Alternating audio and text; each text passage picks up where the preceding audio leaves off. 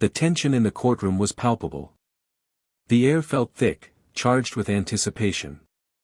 Ohio Senator J.D. Vance sat at the defendant's table, his expression calm but his eyes sharp. He had been called as a key witness in a high-profile corruption case, one that threatened to expose a tangled web of political deceit. At the bench sat Judge Marcus Ellsworth, a longtime fixture in the judiciary. Once respected, now whispered about in Washington's back channels as being in the pocket of powerful elites. He smirked as he glanced down at Vance, his gavel tapping against the polished wood. "This is not a campaign rally, Senator," Ellsworth sneered. "You will answer the prosecution's questions without your grandstanding." Vance, unshaken, met his gaze. "I'm here to tell the truth. If that makes you uncomfortable, Your Honor, that's not my problem." Muffled gasps rippled through the courtroom. The judge's jaw tightened. His fingers curled around the edge of his bench as if restraining himself from a harsher response. "You will not lecture me in my courtroom," Ellsworth barked. "You're here to testify, not to play hero for the cameras. One more outburst, and I will hold you in contempt." Vance tilted his head slightly, observing the judge. There was something in Ellsworth's voice, nervousness. No, something more. Desperation. The prosecution continued their questioning, but it was clear the judge was not just biased, he was actively trying to discredit Vance. He interrupted him mid-sentence, cut off his explanations, and allowed objections whenever Vance's testimony veered toward the truth. But J.D. Vance wasn't just any witness. He was waiting for something. Then, just as the judge was about to hammer down another unjust ruling, the courtroom doors burst open. The heavy wooden doors of the courtroom slammed open, the sound echoing like a gunshot. Gasps filled the room as two federal agents strode in, their expressions grim, their suits crisp and official. The golden badges gleamed under the harsh fluorescent lights. Judge Marcus Ellsworth's smirk faltered for the first time. His hand, still gripping the gavel, twitched slightly. The lead agent, a tall man with a shaved head and a no-nonsense demeanor, raised his voice. "Judge Marcus Ellsworth, by order of the Federal Bureau of Investigation, you are under arrest for conspiracy, obstruction of justice, and bribery." The courtroom exploded into chaos. Lawyers jumped from their seats, reporters fumbled for their phones, and the bailiff looked paralyzed, unsure whether to protect the judge or get out of the way. Ellsworth's face turned an ugly shade of red. "This is outrageous," he bellowed. "I am a sitting federal judge. You have no authority to." The agent stepped forward, unfazed. "We have a warrant signed by the Attorney General himself. You will come with us quietly, or we will remove you by force." Ellsworth turned toward the prosecution's table, his last lifeline. "Do something. This is a political hit job." But the prosecutor, the very man who had worked in tandem with Ellsworth to railroad J.D. Vance, was staring at his own phone in horror. His face was pale, his fingers trembling. Something was happening. Something big. J.D. Vance, still seated, leaned back with a knowing smile. He crossed his arms and finally spoke, his voice calm but cutting. "You didn't think I'd walk into this courtroom without knowing exactly who you are, did you, Your Honor?" Judge Ellsworth turned to face him, eyes burning with rage. "You set me up." "No," Vance said. "You set yourself up. I just let the truth catch up to you." The federal agents moved in, grabbing Ellsworth by the arms. The judge thrashed in his seat, his gavel clattering to the floor. "You think this changes anything?" he shouted. "You think this means you've won? You're all pawns." As they dragged him away, his voice echoed down the marble corridors.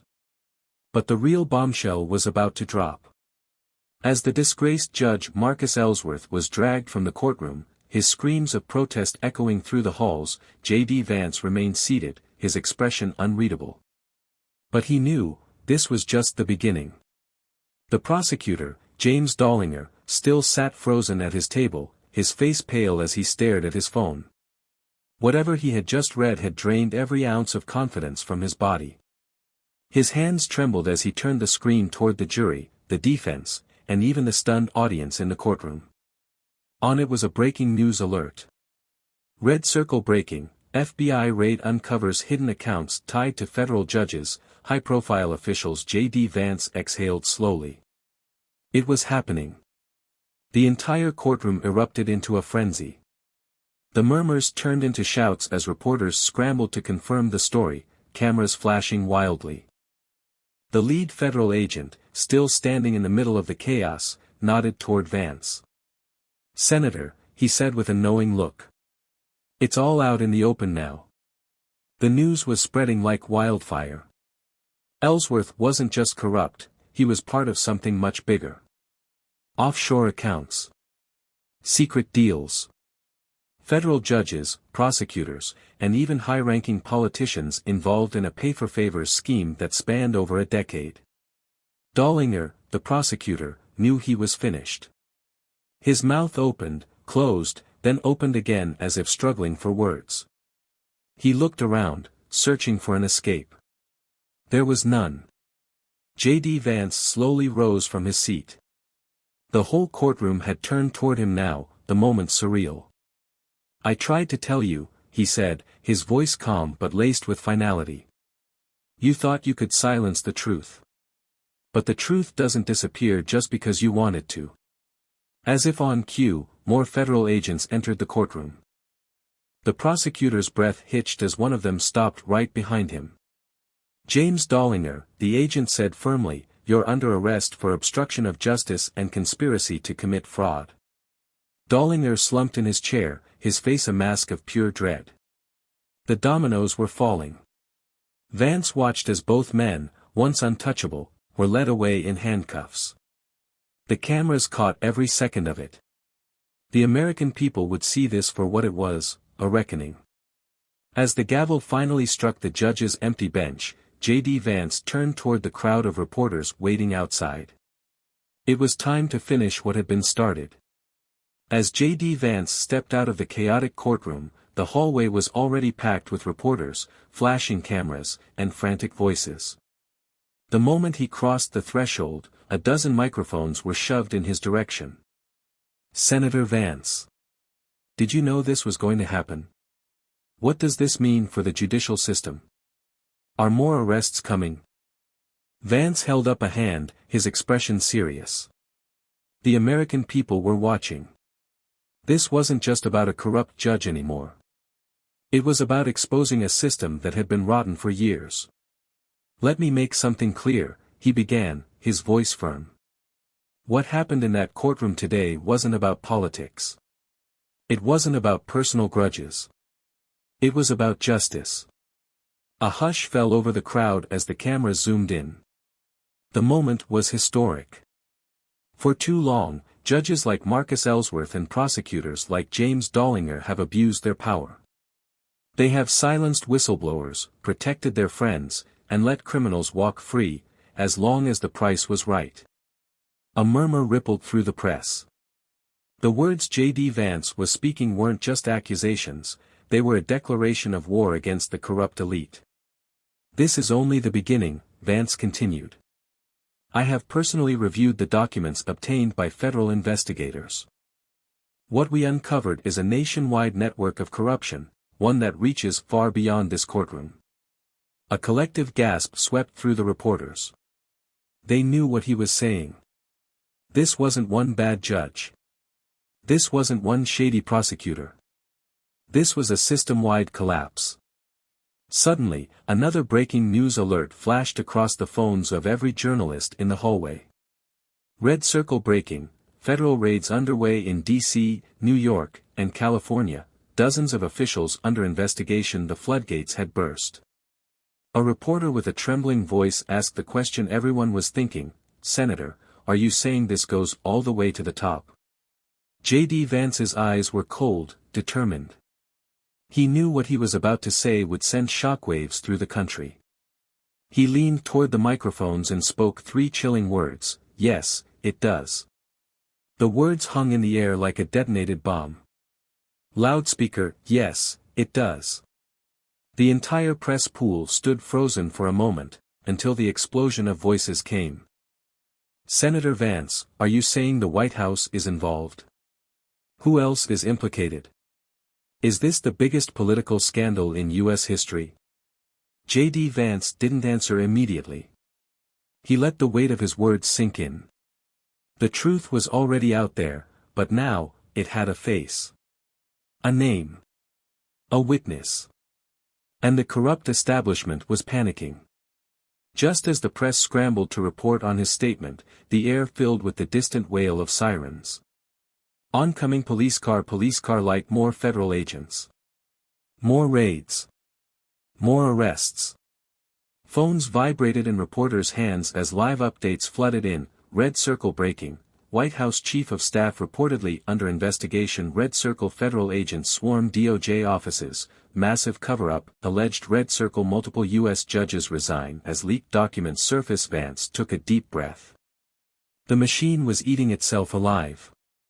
Behind him, the doors of the courtroom swung open again.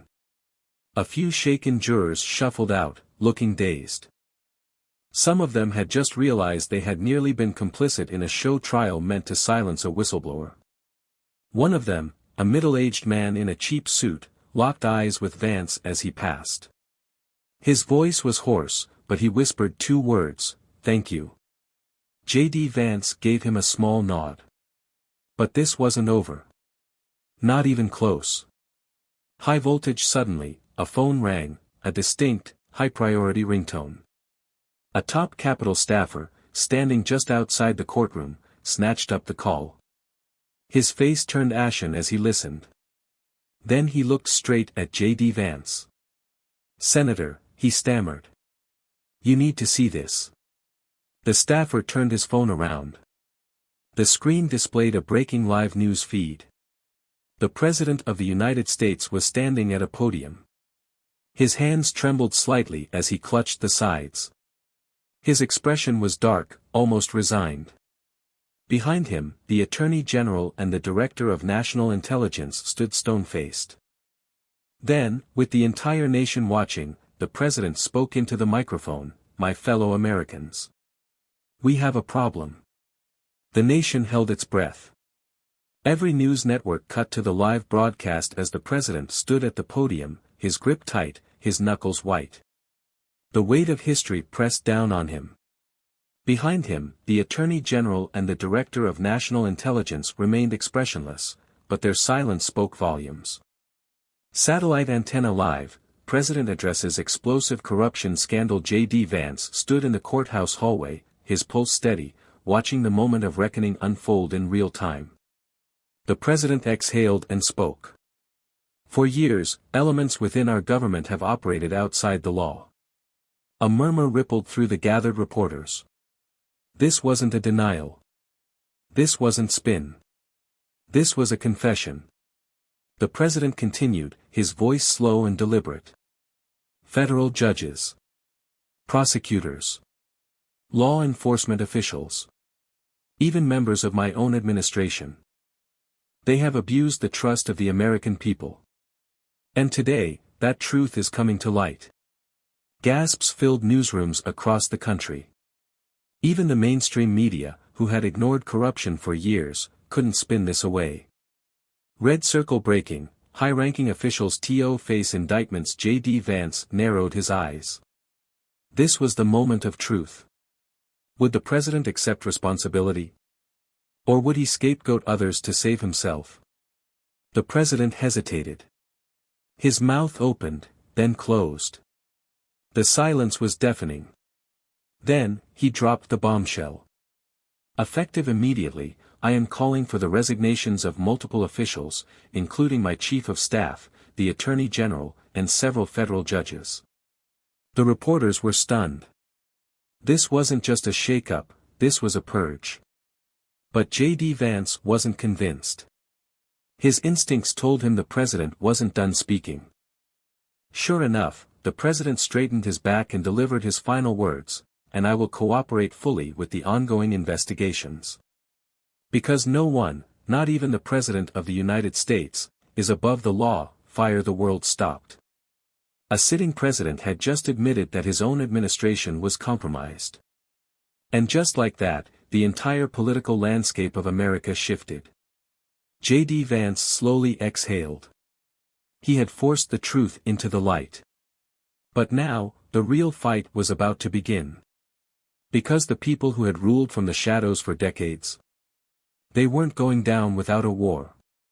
The president's words had barely left his lips when Washington, D.C., erupted into chaos.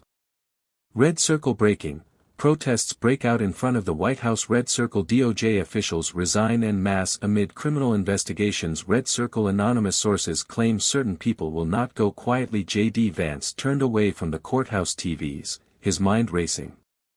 He knew the truth: corruption never dies easily. The people who had spent years manipulating the system, silencing whistleblowers, and amassing power behind closed doors. They weren't about to let it all crumble without a fight. Satellite antenna live feed, Capitol Hill, a shadowy figure makes his move somewhere across the city, in a sleek office with blacked-out windows. A former intelligence official, one of the deep state's key players, stood watching the chaos unfold on a dozen monitors. His jaw clenched. His phone buzzed. Unknown caller, we have a problem. The man exhaled sharply. Fix it. Collision. Minutes later, an anonymous leak hit the airwaves. Police car light explosive. New allegations against J.D. Vance, ties to extremist groups claimed. Police car light. A manufactured smear campaign had just begun. Within moments, talking heads on every major network suddenly pivoted from the corruption scandal to Vance's so-called troubling associations. Crossmark. Forget the arrests. Forget the resignations. The real enemy, they now claimed, was J.D. Vance himself. Crossmark. CNN, MSNBC, even formerly neutral outlets, they all joined in. Speaker. High volume. Is J.D. Vance a threat to democracy? Speaker. High volume. What does Vance really stand for? Speaker. High volume. Sources say the senator may have connections to radical figures. Police car light. It was a full-scale information war. Police car light. Vance clenched his jaw as his phone blew up with texts. Advisors. Allies. Concerned citizens. All panicking. Senator, they're trying to flip the script on you. Legacy media is running interference. Do you want to issue a denial? J.D. Vance stared at the screen, then shook his head. No, he said. I want the truth. Because he wasn't playing their game. He was about to end it. J.D. Vance sat in the back of his black SUV, phone in hand, watching the orchestrated media hit job unfold in real time. Every major news network, every talking head, every online influencer loyal to the establishment had suddenly pivoted. The real scandal, the corrupt judges, prosecutors, and officials being arrested, was being buried beneath a wall of coordinated attacks against him. Red circle breaking, sources claim J.D. Vance's past ties to radical groups. Red circle mainstream media declares, Vance's dark secrets emerge amid chaos. Red circle anonymous intel officials suggest he's a threat to democracy. Vance wasn't shocked. He had expected this. This wasn't about truth. It was about power. He turned to his closest advisor, a former investigative journalist named Ethan Carter, who had been with him since his Senate campaign. Ethan was furiously scrolling through Twitter, analyzing who was pushing the smear campaign first. It's textbook, J.D., Ethan muttered. They're running the same playbook they used against Trump, against Flynn, against anyone who threatens them. They manufacture a controversy, push it non-stop, and drown out the real scandal. Vance exhaled. He had a choice to make. He could go on defense, issue denials, play by their rules, try to clear his name like 100 politicians before him. Or he could go on offense. Police car light, turn the cameras on. Police car light. Ethan blinked. Wait. What? I'm done playing their game, Vance said, fire in his eyes. We take the fight straight to the American people. Ethan grinned. Let's burn it all down. High voltage minutes later, J.D. Vance was live on every platform. High voltage loudspeaker police car light live now, J.D. Vance responds to media smear campaign police car light. Vance sat in a dimly lit room, his sleeves rolled up, no teleprompter, no script. Just him and the American people. I want you to watch in real time, he began, as the people who have ruled over you for decades try to silence the truth. He pulled up the timeline of events. Pushpin first, corrupt judges and prosecutors get arrested. Pushpin then, the White House admits there's a problem. Pushpin and suddenly, out of nowhere, anonymous sources start attacking me instead. Fire, they're terrified, Vance said. And they should be. Fire, I have a message for the people in power, for the deep state, for the media puppets running interference. You won't get away with it this time. Collision within seconds, the internet exploded. Collision small blue diamond hashtag stand with Vance began trending on Twitter. Small blue diamond millions watched the live stream, more than any cable news broadcast. Small blue diamond the smear campaign was backfiring. As Vance spoke, the real story, the mass arrests, the corruption, started resurfacing again. The establishment had tried to bury the truth. But J.D. Vance just made sure the whole world saw exactly what they were doing. And now, the people were waking up. J.D. Vance's live stream shattered the narrative. Millions watched as he exposed the media's tactics in real time, the coordinated smear campaign, the sudden pivot away from government corruption, the blatant attempt to silence the truth. Fire hashtag stand with Vance hit 10 million tweets in under an hour. Fire cable news ratings plummeted as Americans tuned out the mainstream lies. Fire even some left-wing journalists, those who still had integrity, started asking, why are they attacking Vance instead of the corrupt officials being arrested? Collision the plan was backfiring. Collision and Washington knew it. Police car light breaking, White House insider leaks urgent meeting among intelligence officials. Police car light behind closed doors, panic set in. A select group of deep state power players, high-ranking bureaucrats, political consultants, and media executives, met in a secure D.C. location, scrambling to regain control. Man detective, Vance is dangerous. Man detective, the public is siding with him. Man detective, if this keeps up, we're looking at mass resignations. Maybe even criminal trials. Then came the chilling suggestion, we need to shut him down. For good. At that moment, J.D. Vance's chief of security, former Navy SEAL Jack Whitaker, got a message from one of his trusted intel sources, Red Circle code red, high-level discussions happening right now. Red Circle they're not just trying to destroy Vance politically anymore. Red Circle this just became a matter of national security. Whitaker's stomach dropped. He turned to J.D. Vance. Senator, we have a problem. Vance didn't flinch. How bad? Whitaker's face hardened. They're about to make their final move, Skull, and this time, they weren't just coming for his reputation. Skull J.D. Vance knew this was coming. The establishment didn't just lose, they lost control. And when powerful people lose control, they become dangerous. His security team had been monitoring unusual chatter, government insiders using vague but ominous language, Red Circle unstable situation. Red Circle necessary action. Red Circle national security risk. Translation. They were preparing to take him out. Collision and then it happened. Police car light breaking, social media platforms suspend J.D. Vance's accounts, misinformation concerns police car light MSNBC panel calls for DOJ investigation into Vance's threat to democracy police car light anonymous intel officials float extreme measures to restore stability police car light the smear campaign had failed. The legal attacks had failed. Now, they were moving to eliminate him altogether. Vance's top security advisor, Jack Whitaker, burst into the room. We have a direct threat, Senator. Vance remained calm. What kind of threat? Whitaker's expression was grim. The worst kind. Suddenly, the lights flickered. High voltage a blackout. High-voltage phones died all at once. The secure server room at Vance's private headquarters went offline. Then, the security alarms blared. Skull, they were coming. Skull collision. Black SUVs screeched around the corner. Armed men in tactical gear, government-issued but unmarked, poured out, moving with military precision. Move! Move! Whitaker shouted, grabbing Vance and pushing him toward the emergency exit. Helicopter overhead. A helicopter hovered, its searchlight cutting through the night. This wasn't an arrest. This wasn't political pressure. This was a black ops hit.